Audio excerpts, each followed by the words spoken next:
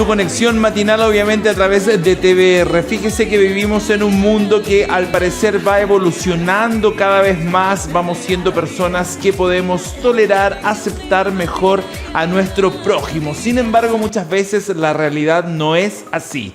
Estamos siempre en una constante fórmula que nos está enfrentando de si esta persona tiene un derecho o no por tal opción sexual, por tal opción religiosa, por tal color de piel o lo que sea. De hecho, usted mismo lo puede ver a cómo actualmente se lleva adelante este Mundial de Fútbol en Qatar 2022. Sin embargo, más allá de lo que suceda en Qatar o en otras latitudes del mundo, en nuestro país no estamos exentos de esta problemática. Y para conversar de este tema estamos con la vocera del móvil, doña Javiera Zúñiga. ¿Cómo estás, Javiera? Bienvenida a tu conexión matinal. Hola, muchísimas gracias por la invitación. Javiera, comencemos de inmediato con esto. ¿Qué significan, primero, estas dos marchas? Primero porque hay dos marchas en Chile, ¿cierto? La que está en junio, sí. En junio, y la que estuvo hace pocos días, que también movilizó todo el centro de Santiago y qué sé yo. ¿Qué significa que hayan dos marchas y a qué apunta cada una? Lo que pasa es que responden a hitos distintos. La de junio surge en Estados Unidos el año 69 a raíz de una agresión policíaca en Stonewall, que era un bar conocido de homosexuales. Y al ingresar la policía y generar este ataque violento, empiezan por primera vez las movilizaciones de la comunidad LGTBIQ+, en su conjunto.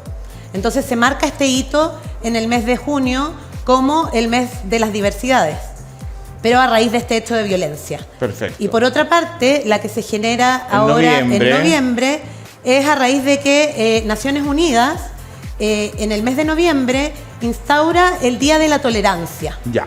Y a partir del Día de la Tolerancia hace un llamado a todos los países a sumarse a este Día de la Tolerancia, y desde el 2006 el móvil se hizo parte de este llamado y empezó a generar en Chile distintas manifestaciones, primero en la Plaza de Armas, con actos culturales, después se fueron transformando en marchas.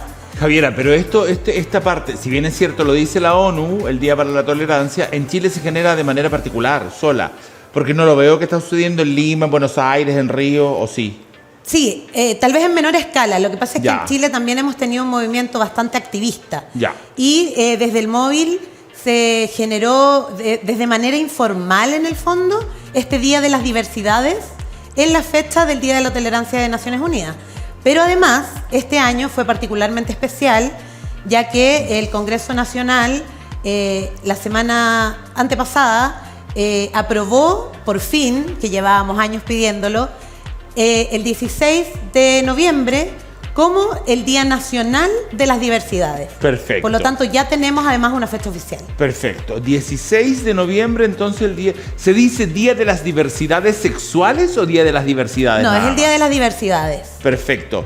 Diversidad en cualquier aspecto. Exactamente. ¿Cuál es la diferencia, Javiera, cuando dices diversidad sexual a disidencia sexual? La verdad es que eso es un tema más político. Ya. Diversidad sexogenérica son todos aquellos que no están correlativos con la heteronormatividad, con la orientación sexual hegemónica, etcétera. Pero las disidencias es más bien un voto político.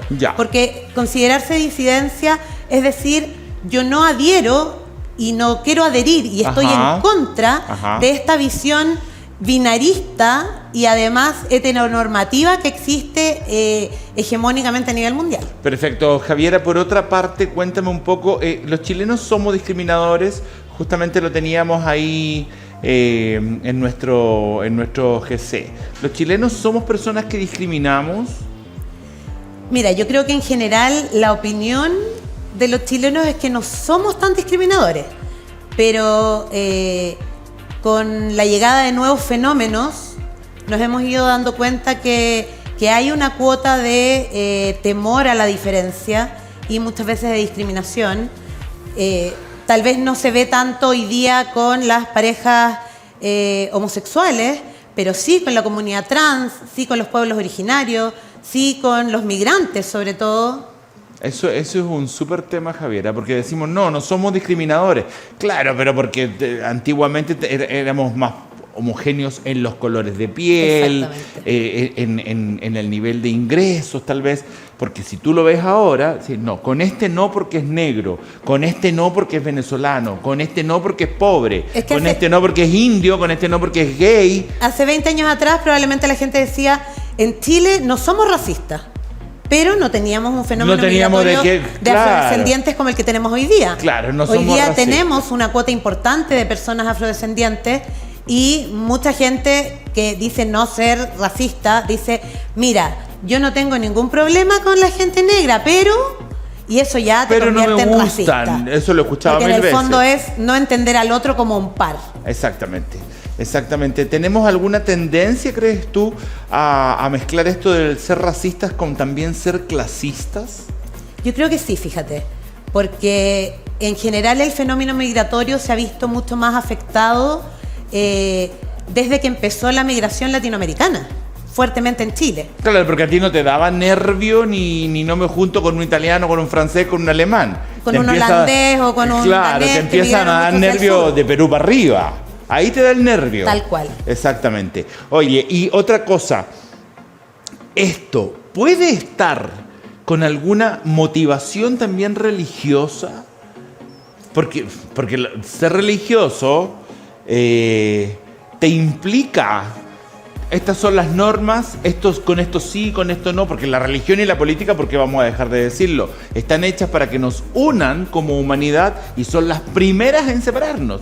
La religión te castiga por todo, te condena por todo, y tú vas a ver un poco la historia de quienes son religiosos y dejar que desear. También hay que entender que hay distintas maneras de vivir la religión o la creencia, porque si bien en mi caso particular yo me declaro agnóstica, conozco dentro del móvil y dentro de la comunidad LGTBIQ+, muchas personas que se consideran creyentes, cristianos, y que la verdad es que lo que hacen es seguir el ejemplo del Nuevo Testamento, de Jesús, desde la perspectiva del amor al prójimo y no desde la disgregación.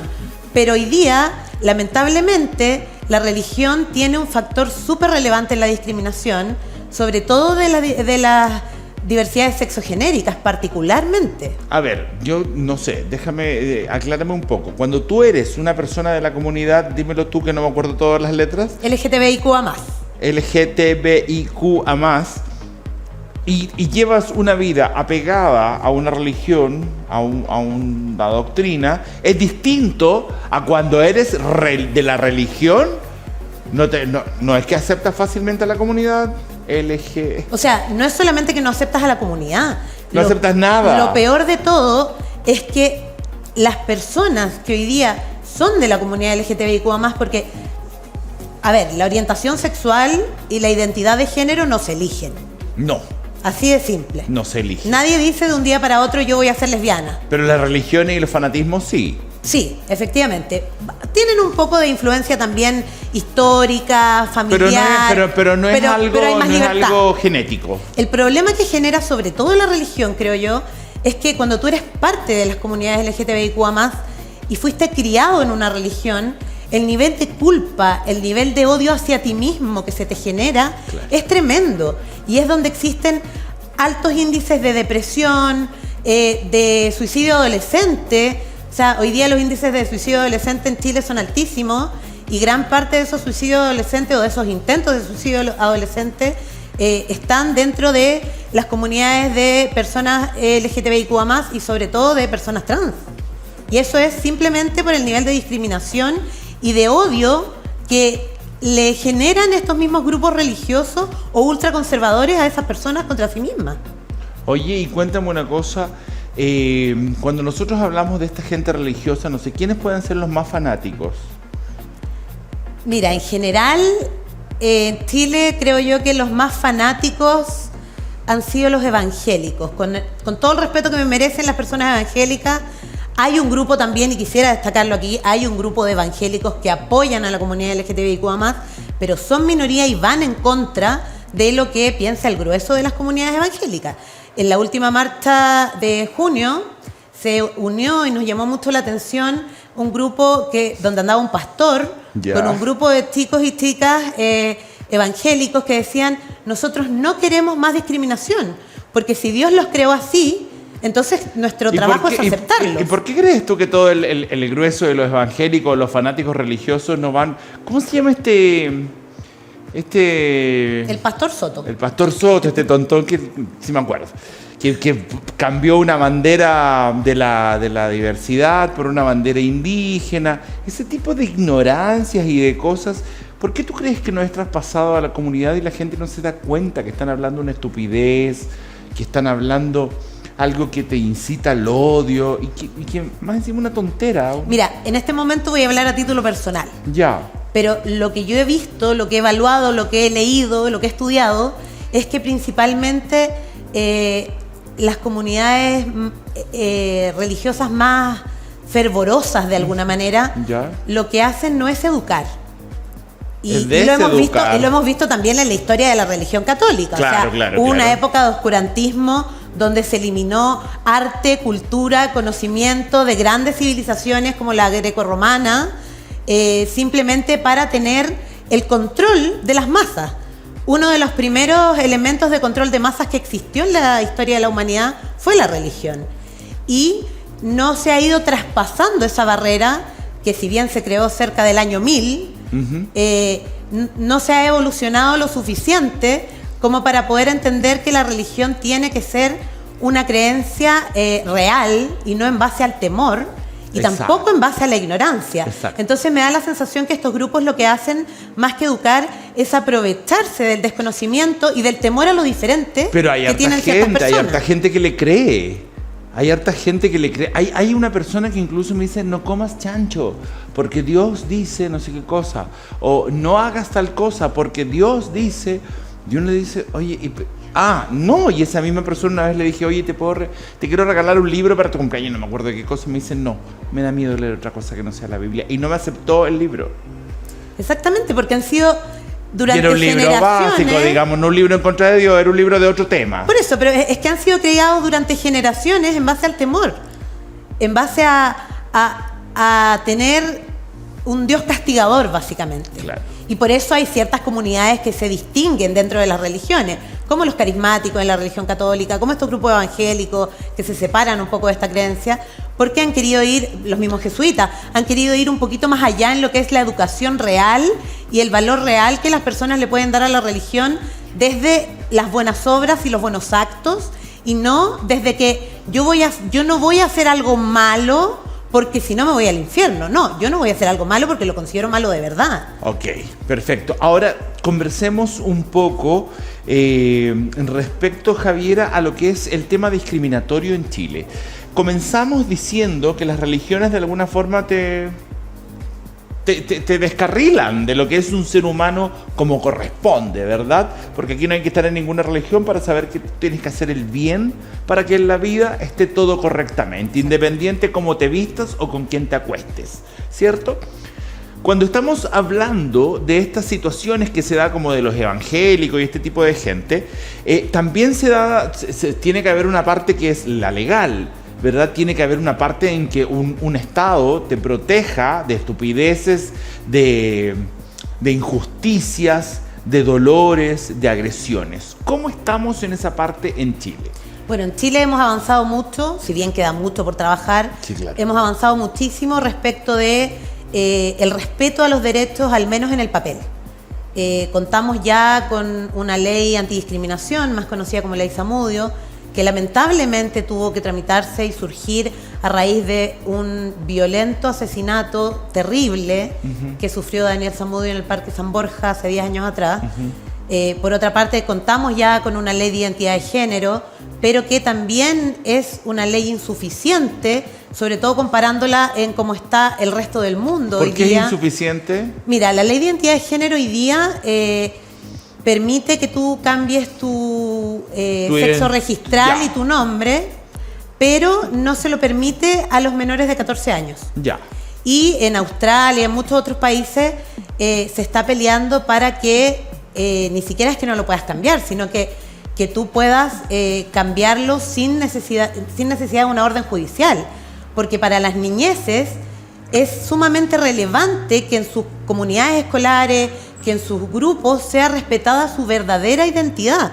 Porque hoy día, si tú tienes una hija, un hijo que es trans, es tremendamente violento que en el colegio a la niñita la obliguen a usar pantalón, la obliguen a ir al baño de hombres, la obliguen a usar su nombre, no sé, Gabriel, cuando ella es Josefina. O sea, eso genera unas marcas emocionales y psicológicas tremendas. Espérate, si el carnet dice Juan Pérez, hombre, tú se va y uno se cambia y dice con una orden judicial, pero uno dice, no, me quiero llamar Ana María Pérez. ¿Y me tienen que cambiar de hombre a mujer o qué nombre te ponen ahí en esa parte? El sexo registral, pero eso no es válido para los menores de 14 años. Ya, pero es así, se cambia el sexo también. Sí, ya, el perfecto. sexo registral y el nombre. Ya, ahora, también falta mucha educación al respecto, porque si bien la ley existe, yo el otro día conversaba con una persona que conocí que me decía, falta mucha educación, porque yo cuando fui a renovar mi pase escolar, me pusieron la foto, siendo universitario, me pusieron mi foto pre-transición y una vez me pararon los carabineros y el carabinero me trataba de señorita, y yo le decía, tráteme con respeto, y la respuesta era, la estoy tratando con respeto porque la estoy diciendo señorita. Cuando él es un hombre, cuando además su fisionomía es masculina, o sea, nadie tiene que saberlo todo, pero si no sabes, tú preguntas, ¿cuáles son tus pronombres? No puedes asumir que una persona tiene una identidad o no. No puedes asumir que es señorita, que es caballero solamente por el documento. Oye, ¿y cómo estamos en este aspecto, no solamente en las leyes, sino que en lo que se quiere avanzar en estas leyes? Porque igual me acabas de decir, por ejemplo, que te gustaría una modernización, bueno, a tu comunidad, ¿no? La modernización de esta ley de cambiarte nombre y género, pero también la ley Zamudio requiere algunas modificaciones. Exactamente. ¿En qué está en eso? La ley Zamudio lo que establece son ciertas directrices para el Estado, básicamente, de no discriminación, y también establece agravantes cuando la motivación de un delito es la discriminación. A ver. El problema es que para un hecho delictual que es motivado por la discriminación, es muy difícil poder probar el hecho discriminatorio. Porque lo que tiene que probar la víctima no es solamente que el agresor tiene un odio, una animadversión explícita frente a cierta comunidad, sino frente a la persona en específico. O sea, no vale que si a mí alguien viene y me da una golpiza en la calle y yo termino con lesiones graves y se formaliza por lesiones graves, se pide el agravante de ley Zamudio, lo que yo tengo que probar es que esa persona tenía un problema conmigo por mi orientación sexual, no con las lesbianas o las bisexuales en general. Exactamente. Entonces se dificulta un montón a ponerle el agravante. Poderlo probar. De hecho, un juicio. Desde que existe la ley Zamudio, se ha aplicado este agravante en, si no me equivoco, 4 o 5 casos solamente en la diversidad sexual. Oye, y cuéntame, es como el caso de que para que sea femicidio tiene que ser tu pololo, tu esposo, tu no sé qué, no es llegar y decir, pero soy mujer y me mató igual, ¿no? Bueno, no va a decir la mujer está muerta, pero digamos el fiscal, el del querellante, no puede llegar y decir, no, si la mató. No, es que si no era el esposo no es femicidio, entonces ¿para qué hace la ley tan compleja que no se puede ni utilizar? Y en este caso, ¿qué se está pidiendo? Mira, lo que se está pidiendo es, primero, una modernización en el sentido de que el agravante pueda ser establecido por hechos concretos, no por la voluntad del agresor. Es decir, si el agresor tiene, por dar un ejemplo, en sus redes sociales, publicaciones que dicen todas las lesbianas deben morir, bueno, si atacó a una lesbiana, entonces eso acredita desde ya que existía un odio en contra de esa orientación sexual. Y un agravante contra una orientación sexual. Ya. Por otro lado, lo que nosotros estamos pidiendo, y ahí es donde estamos teniendo más problemas básicamente, porque requiere que el Ejecutivo se haga parte, ya que requiere presupuesto, el gobierno en este caso, es que se genere dentro de la ley Zamudio una institucionalidad antidiscriminatoria. Ya. Una institucionalidad que se dedique a qué. Puede ser un servicio, no tiene para qué ser un ministerio, pero una institucionalidad... No, ministerio, olvídalo un buen tiempo más. De hecho, bueno, el Ministerio de la Mujer y la Identidad de Género, yo siempre he creído que debiera ser el Ministerio de las Identidades de Géneros, porque no existe solo una o dos identidades de género, pero es un tema aparte.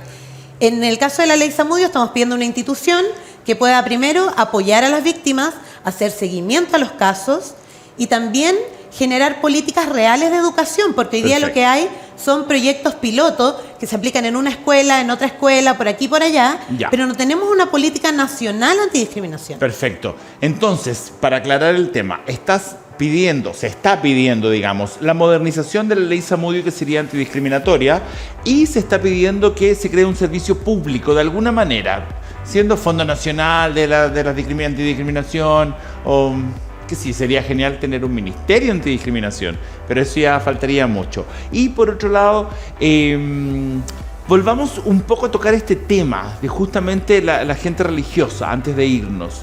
¿La gente religiosa es discriminadora o no es discriminadora?